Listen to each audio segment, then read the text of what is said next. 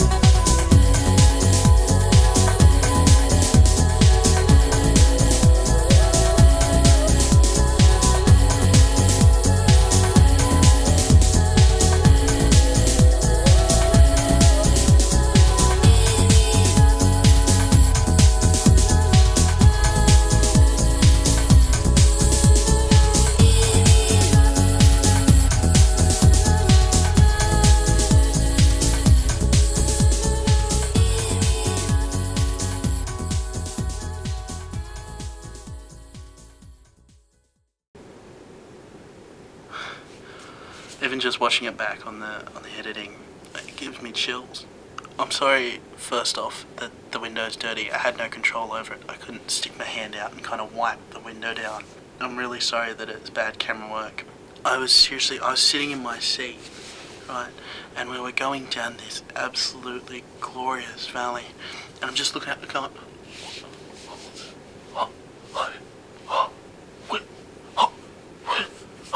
I could do this for hours. And my mouth was just...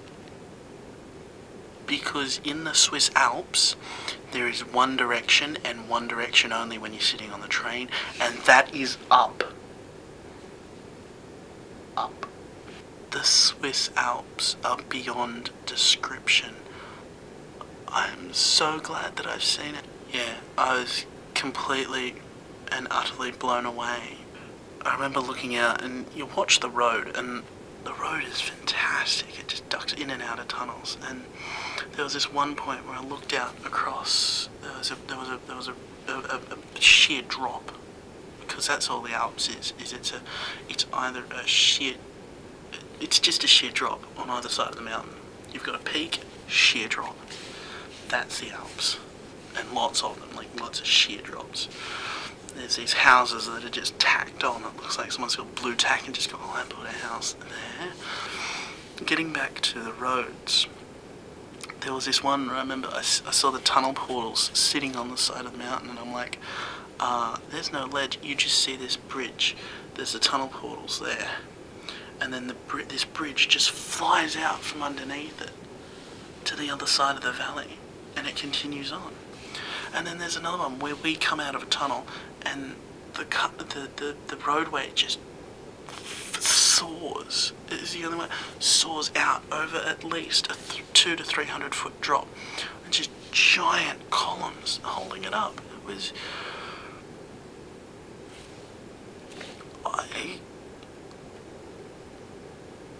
I'm blown away, completely blown away. Then we climbed down out of the Alps, and we got to Milano.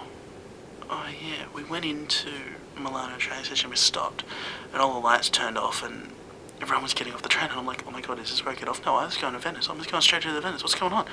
So then I went outside and I checked the mini flipper boards, because they've got mini flipper boards, and it said Venezia, and I'm like, okay, let's stay on. So I stayed on, and a new lot of people got on, and it was this weird feeling. Like, am I supposed to get off? What am I doing? What's going on? What's going on?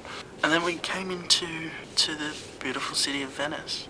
Now, Venice was built on islands. It's built in a lagoon kind of thing, and the train station it's a bit creepy, because it's just two rail lines that just throw themselves out over the lagoon with a roadway next to it, and it just stops kind of in the middle of this lagoon at a train station. So you get off and then you walk out the front, and Venice everywhere. It is just Venice. Everything you've seen in movies, everything you thought it was, it is. Anyway, I went and I did what Mum said, because she has been here, and I got a 72-hour Vaporetti ticket, and I was booting around the train station trying to figure out where the hell I'm supposed to go, and I knew I had to get to Murano, but I didn't quite know how. So then I figured out, I take the DM or the 41 or the N. So I took the DM, which is the direct Murano.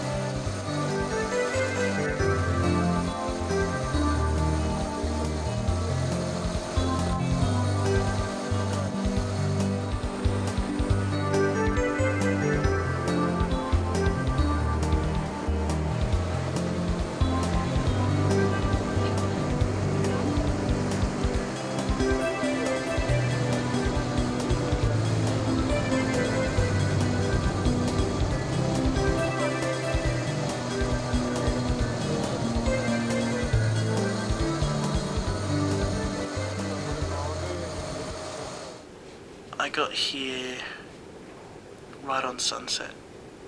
Well, no, not right on sunset, about half an hour before sunset. And also, today is the first day that I've seen the sun since... Oh, I sort of saw it in Amsterdam. Okay, let me put it this way. Today is the first day I've seen the sun for more than 4 hours uninterrupted. So no cloud cover or anything like that, like solid sunlight. And I think since this trip started, I have not seen sunlight for more than 4 hours because of cloud cover. I got off at so then took the evaporating, got here, and I got off at the first point, and I'm walking down alongside one of the canals, and I'm looking for because I had no map of Murano. Mum gave me a Venice pocket map, but that doesn't have a detailed map of Murano. I'm calling it Murano at the moment. I was completely not lost. I didn't know my hotel was in relation to where I was. Yeah, so then I set my watch for a 30-minute countdown, and I said if I don't find it within the 30 minutes, I'll ask someone. So I was walking around, and as I was walking down one of the main canals between the Murano, because the Murano is actually a group of islands, and I was walking down one of the main canals of Murano, and the sun was setting, and I've got footage of it, and I'll show you it now.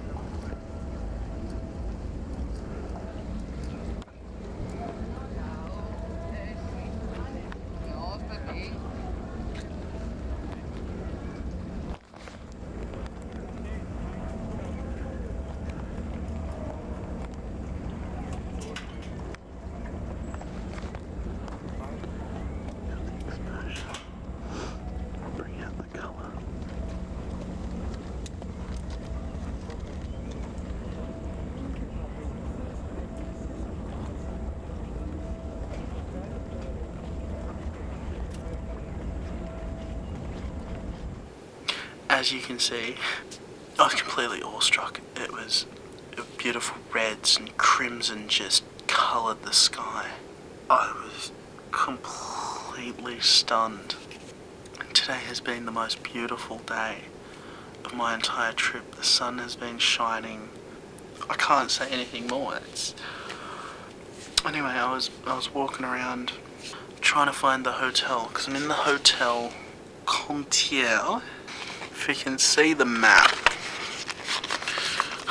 this is very shoddy, but yeah, that's us, the yellow square there. I got off here, right, and I walked up there, and I crossed that bridge, and my watch is ticking down, and I'm looking at my watch, and I'm at the Parklands, and it's 5 minutes to go, right, and I took a left, and as I was taking a left, I saw this kind of square thing, like a piazza, and there was kids playing soccer, and I'm like, geez, doesn't get more Italian than that, and I started walking down towards there, and as I enter the piazza, I see over the other side of the piazza, Della Cala Contieri, which is the street that the Hotel Contieri is on. And I looked at my watch, and I'm like, okay, 2 minutes, very nice. And I'm walking along, and I'm looking for number 21, and I'm walking as quickly as I can to try and find it, and you would not believe, but at the same time as I stopped out the front of number 21, my hotel, my watch counter of 30 minutes started beeping. I mean, you can't script that type of stuff.